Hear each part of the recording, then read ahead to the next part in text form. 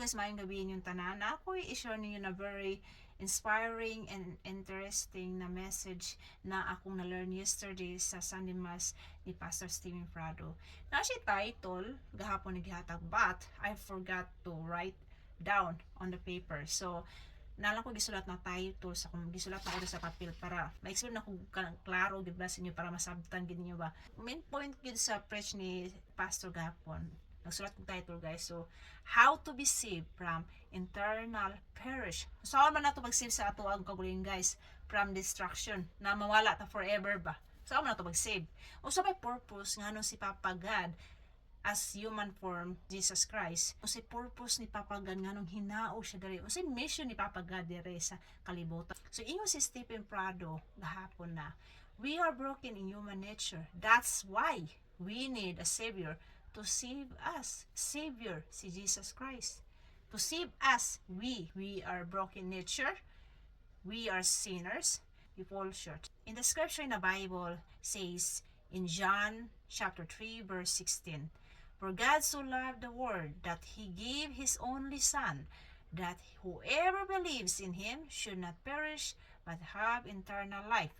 Whoever means bisang usang klase na estado sa tao, madato ka man, mapobre ka man, alipin ka man, na akay freedom to accept ang gihatag ni Papa God na free gift ang iyahang anak.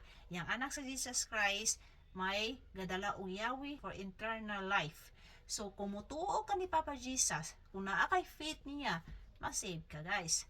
Ano siya guys on? Ako yung sulat sa papel para maklaro na ko siya explain sa inyo para masabtan ninyo. Salvation is God's gift through faith in Jesus Christ. So nasig ka tungod sa imuhang faith guys. Dili tungod sa imuhang gibuhat na maayo. Ana na siya. Jesus is a way to eternity. To have eternal life, we need to repent and believe. Daghan kay mga tao, even me guys sa ako pagka-paminaw aning preach gahapon ni Pastor gahapon, dito na ko nasabtan. Kanina repentance and believe. Not only you repent and believe, it's already enough to save you. Bakit mga taong di gid masabtan? Unsay pasabot ang repentance? Unsay pasabot ang mo believe? So, repent means you changing your mind like you turn away from sin that causes to draw you away from God. Mo repent ka guys, is nag-change ba na transformation ang imong sulod. Dili itungod lang repent ra ka. Dili tungod ka pabaptize lang ka. Mulublog lang kung tubig ana, baptize sa burn again ako, masave na ko. Wata kasabot usa gi meaning repentance gud ba? Kanang repentance means you changing your mind, the way you think, mag-effect man sa imong heart. Positive dire, ang yung heart mo positive pod, o negative pod dire, ana na siya. So dapat na siya fully transformation sa imong sulod. And then kung fully transformation na guys, mag-follow na ang imong action, hang the way you talk and the way you act sa laing tao, just like Jesus Christ, but not in perfect way. Kasi Papa wala siya na ngayon na ma-perfect, kabalo man siya na dito perfect. Only Him is perfect guys. So ang gusto lang niya na fully transformation imong kasing-kasing. Hingugat gid diri unsa giingon ni Papa God na mga words. Nagitanong gid imong kasing-kasing ba. Gi-apply gid nimo unsay nakat-on nimo sa Biblia. Imong gitanong diri. So gitanong nimo diri guys ay bunga, bear fruit. Ana na siya guys. Mao na ang true repentance. Sabot mo guys. And then believe guys, it means na you surrender your life to God. Trust His will for you even you face trials, but you're still keeping forward because you trust God, like what David, Moses, Abraham, and other God-chosen people did. Believe guys is imo gisurrender imong kinabuhi baga sa Ginoo. It means when you surrender fully your life to God, it means na you trusted God 100%. You have faith in God even though na naa kay mga daghang mga suffering o mga problem pang moagi si mo pero wa ka give up. So mano ang meaning sa believe. So mato ang meaning sa repentance and believe guys. So di lang ta burag hing accept pa ta burag di lang ta namo jump lang ta pag pabaptize. Oh, okay na siya, masave na ta. Pero ta sabot sa meaning sa repentance and believe. In our generation guys, lahi ang ato ang mindset kaysa mindset sa Ginoo. Kay ang human mindset ganyani. Masig ka guys kung we do good deeds sa mga tao, magdunit tag kwarta, madako man mga gamay, kanang motabang ta sa mga tao, mo-serve ta sa mga tao, mag-preach sa gospel, simbahan, present ka every activity. Kana siya guys is kanang maayo man siya guys, pero misunderstanding na gyud nato ang main point sa Ginoo sa Biblia. Nalahi ang mindset sa Ginoo, kaya wala siya na-focus sa atong gipangbuhat guys, doing good deeds guys. Kasi ingon si Pastor gahapon, God is very specific what he see in the Bible. Ephesians chapter 2 verse 8, for by grace you have been saved through faith, and this is not your own doing, it is the gift of God, not a result of works, so that no one may boast. Sipik na gid ang Ginoo guys ha. Si God wala gid siya ga-focus sa ato ang sa itong ipagbuwas sa laing tao. Di gina mao guys. Di na mao ang makasib sa tuwa.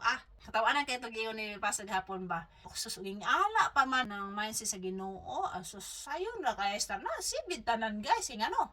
Maato ta sa langit. Ngayon na og San Pedro maglingkod dito og labasan na listahan.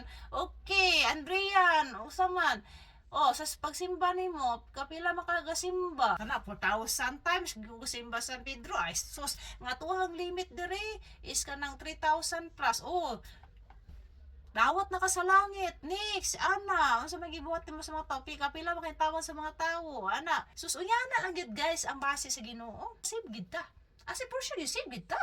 Sus, good din sa ang gipuko sa Ginoo, pero dili man specific ang gingon sa Ginoo diri sa Bible guys. Ephesians na wala siya ga-focus sa goodies guys, para walay maghinambog dito sa langit na mao na akong gibuhat. Ay ikaw sa gibuhat mo sa word.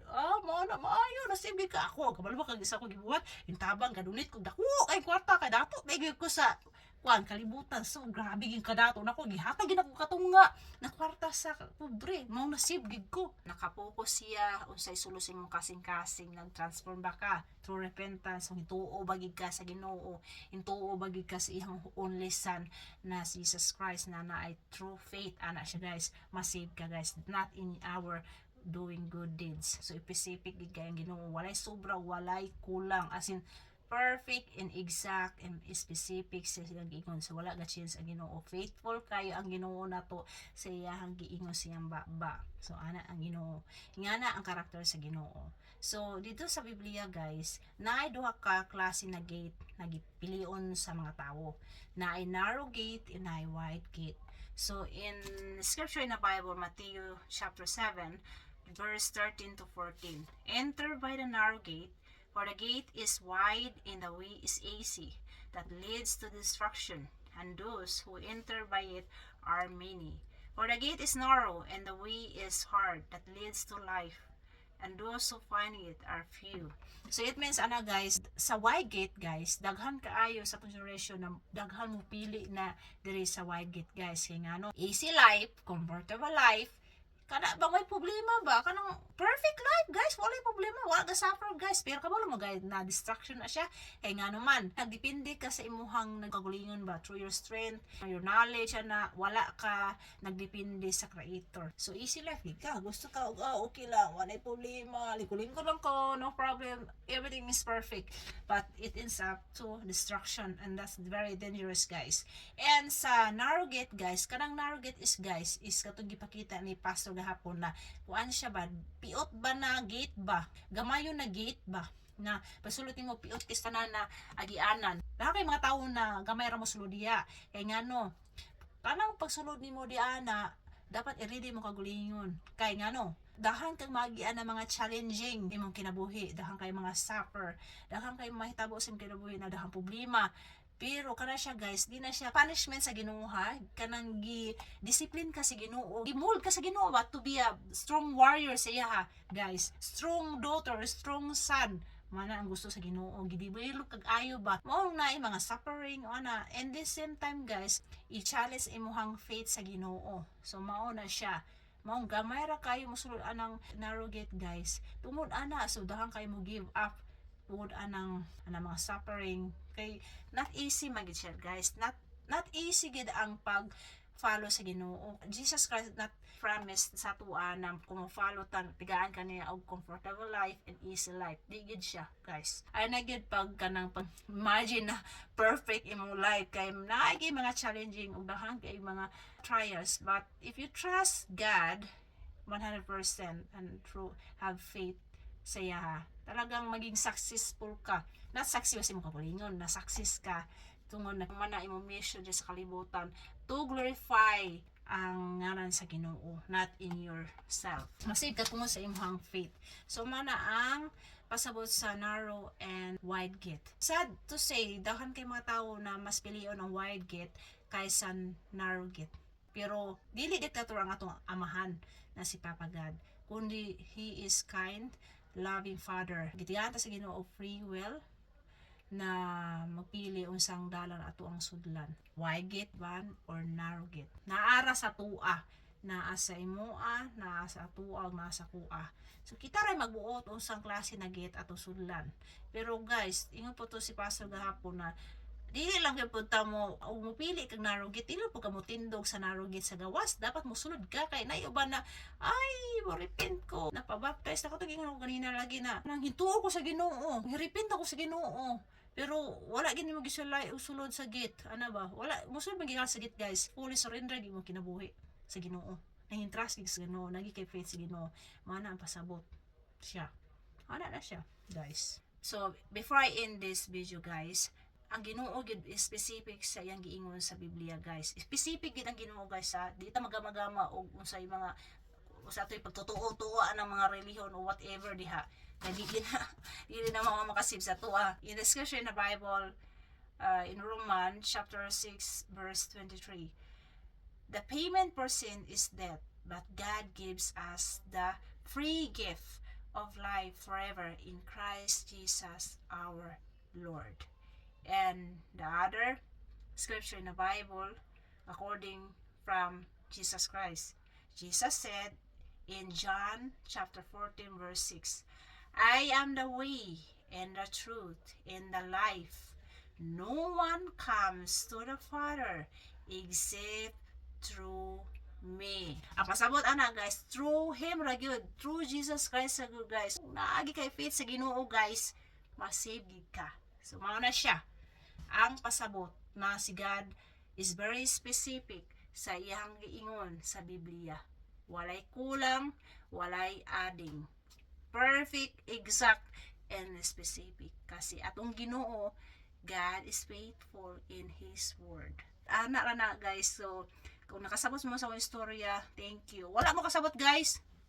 Adto lang mo ni sa social media ni Pastor Stephen Prado. Maayo ka siya, guys. Atin mo siya Sunday Mass ba? Maayo ka siya mo preach. Ano na siya, guys. Baru.